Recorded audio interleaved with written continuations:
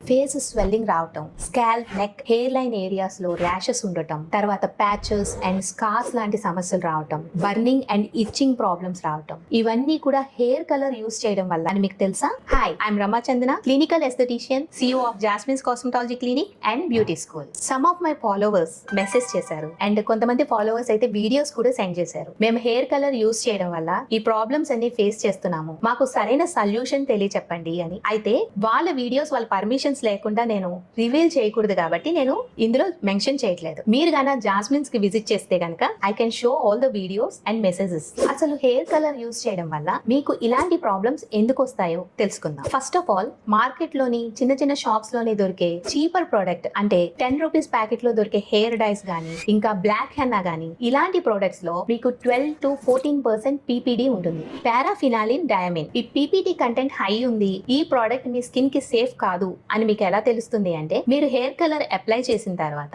అది మన హెయిర్ పైనే ఉంటుంది అండ్ వాష్ చేసిన తర్వాత మీ టవల్ కి అంటుకుంటుంది అండ్ మీ బాడీ పైన, ఫేస్ పైన కూడా అది వస్తూనే ఉంటుంది. దీన్ని బట్టి మీరు ఐడెంటిఫై చేయాలి ఈ hair colour die based and heavy metals and PPD content ఎక్కువ ఉంది అని. అండ్ నెక్స్ట్ వచ్చేసరికి PPD ఎలర్జీ ఉన్న వాళ్ళకి ముందు చెప్పిన ప్రాబ్లమ్స్ అన్ని కూడా ఫేస్ చేస్తుంటారు. మీకు ఏదైనా డౌట్స్ ఉంటే కనుక ఇమీడియట్ గా కమెంట్ సెక్షన్ లో కమెంట్ చేయండి. మరిన్ని అప్డేట్స్ కోసం ఫాలో జాస్మిన్స్ పేజ్.